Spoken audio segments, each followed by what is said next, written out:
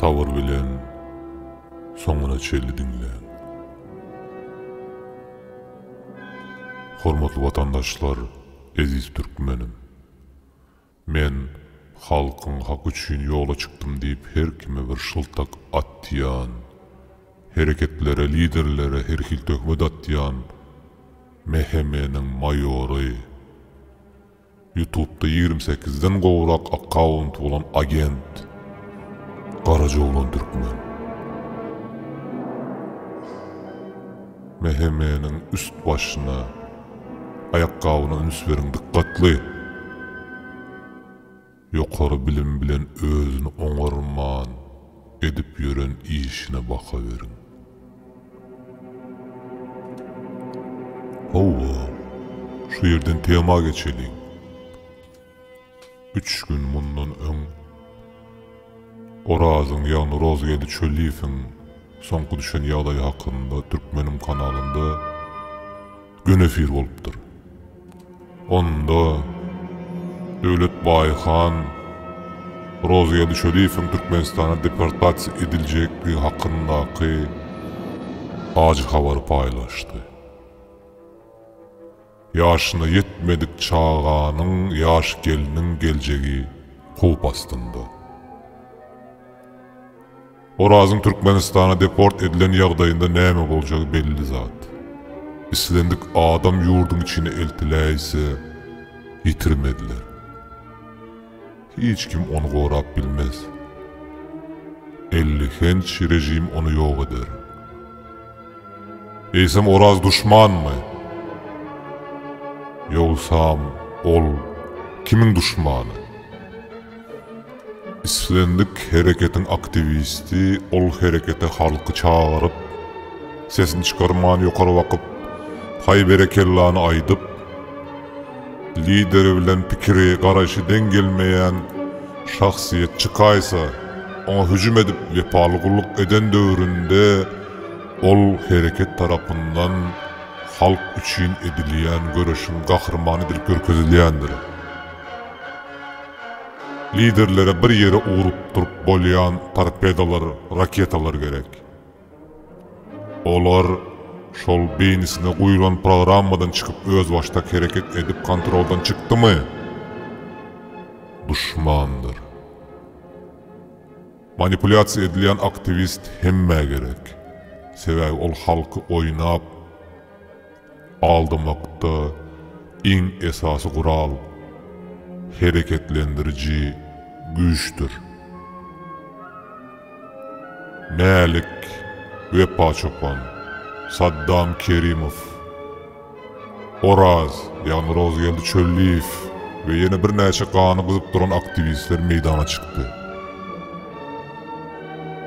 Bulary meçe berip, gowy gaz berip İstanbuly toplap, Türkmenistana bir ýol bilen uğradyp şol ýerde eger girip biläýseler ätiýaşdan ýurdun içindäki halk gozgalyp bir öwrüljük bolaýsa, şondan peýdalanmak üçin bir sponsorly plan düzüldi. Pul meselesi şuňa gelýär. Eger ol plan amala aşmasa, ýigitler oda oklanjakdy, hemde şu günkü Oraza edilýän ekstremizm aýyplamasy olaryň hemmesine ýüklenjekdi. Emma bu plan başa barmady, dargady. Emma diňe şol ediljek bolan jihadyň içinde olan ýigitler bu wakalar hakynda anyk faktlary berip bilerler. Höküm çıkaranyňyzda biraz akyla, pikire daýanyp hereket etseňiz gowy bolar. Zuluma garşy görüşe çağırmak mecburi ekstremizm diýen kategoriýa girýär. Allah Taalanyň adyndan gürlemek, watan üçin görüşe çağırmak indi ekstremizm boldumy? Zalyma garşy aýdylan dogry söz, edilen hereket musulmanda şehitlikden mukaddes ýol dälmi? Sizin köpüğünüz Allah'ını, musulmançılığı bir eyyam unuttunuz. Men görüp oturuyorum. haram niyetiniz üçün yalan sözläp Tanrı'nın adından and içersiniz.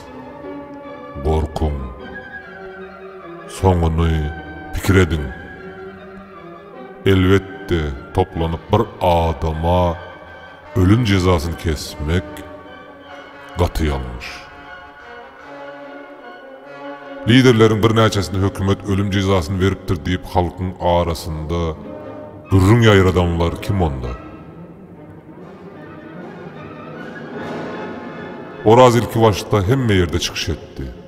Hava aylandy, halkyň nähili gorkýandygyny, liderlerin edýän oýunlaryny orta döküp öz başyndan geçenleri halka aýtdy. Bu onun günäsimi? Näme efirde medeniyetli görünüşde kemçiliğimizi aydın düzelderiz deyip yeni yalan sözler otyrsyňyz. Manipulasiya, tawyn bolman kontrola, ýagny sizin kontroluňyza girmän hereket eden aktivist bugün ekstremist, duşman boldumy? Planınız amala aşdy. Gutlaýaryn. Efirde adam garalama kampaniýaňyz halkyň öňünde o işläp duşup. Siz oraza karşı eden pis dil düşüğünüzü amala aşıran soň bu oyunu başladınız. Bir okta iki towuşan urjak bolýarsınız. Oraza kömek eden topory ýok etmek üçin eliňizden gelenini edip döwlet baýhana, çemenöre hüjüm edip otyrsyňyz. Ol jadyly üç harpyda, ýagny meheme töhmetinde ulanmaktan gaýtmadyňyz. Ol hereketi ýok etmek hakynda size padşanyň emri verildi. Sebäbi bu gidişde halk köpçüligini yalanlar bilen güýmäp edýän oýunlaryňyz paş bolup, hyzmatyny edýän adamlaryňyzyň planlary düýbünden bozuljakdy. İlki hüjümi Allah Murat Rahim, sonra da Türkmenistanyň entägem dolu ady belli bolmadyk devete toparynyň lideri, online şekilde ähli problemalary çözýän, Mar vilayatynyň ýol gurucusy, çykyşlarynda adam atlaryny garjaşdyryp vejira bolup oturan Murat Gurwanow.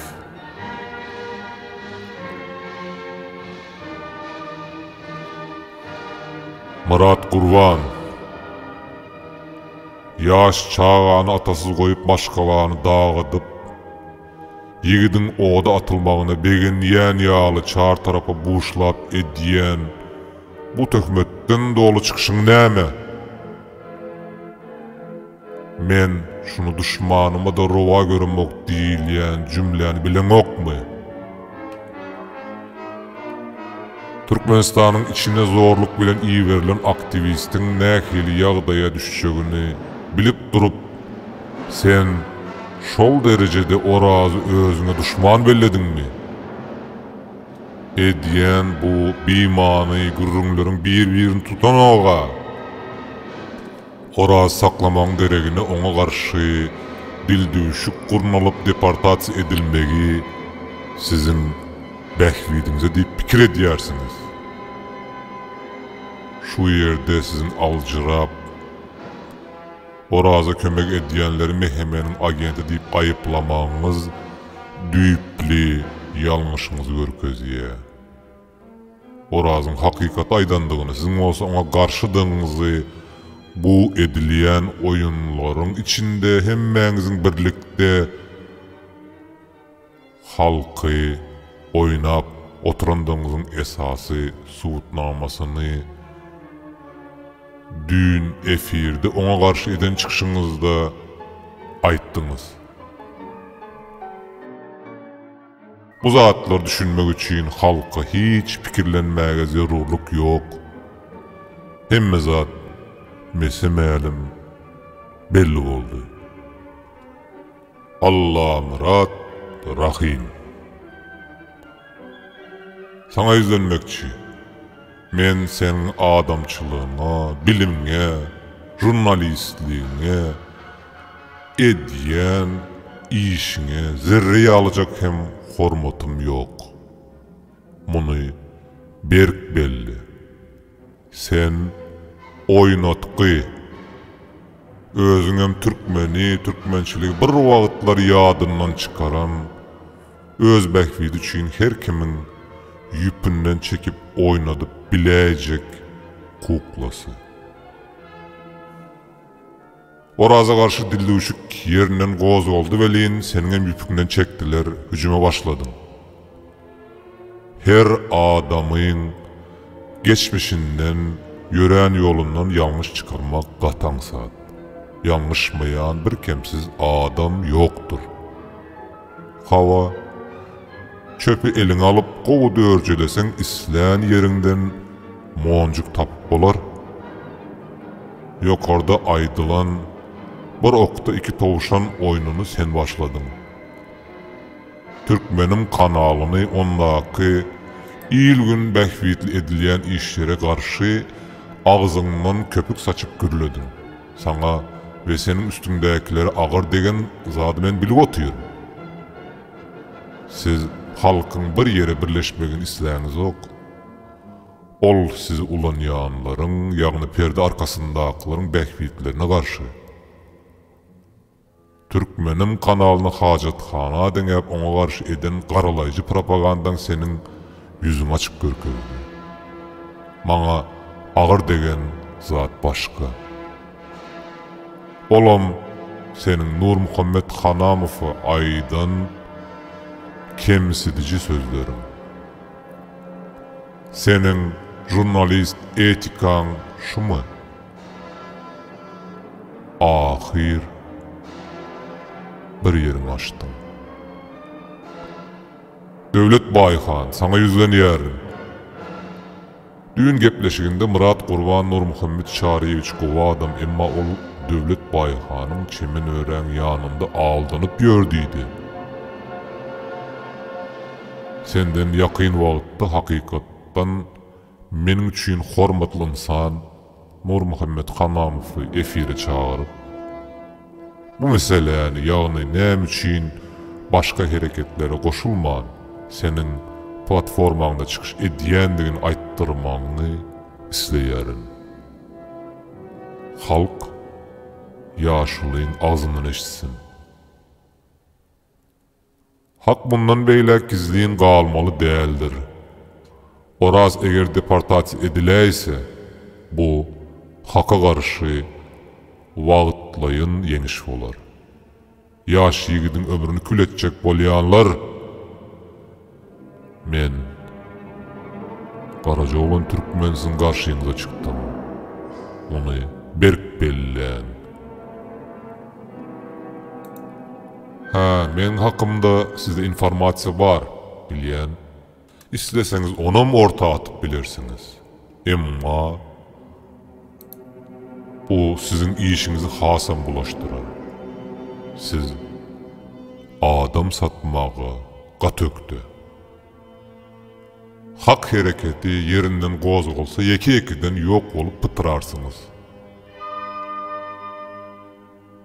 Menin arkam arassa. Bu can Allah Taala'nın amanatıdır. İslendik canı alınmağı yeketek onun hakkı vardır. Acalın nereden gelecek belli olmasa da men söveşe, yani hak üçün söveşe tayyar. Bir güne ömürleri yakmanıza yol vermen. Menin bu çıkışım köp adamların pikirlerine ters olup, olaryň yanlışlarının orta dökülmegi, hereketlerin ve olaryň hüjümçileriniň maňa bolan gazabyny öjükdirer bilýän.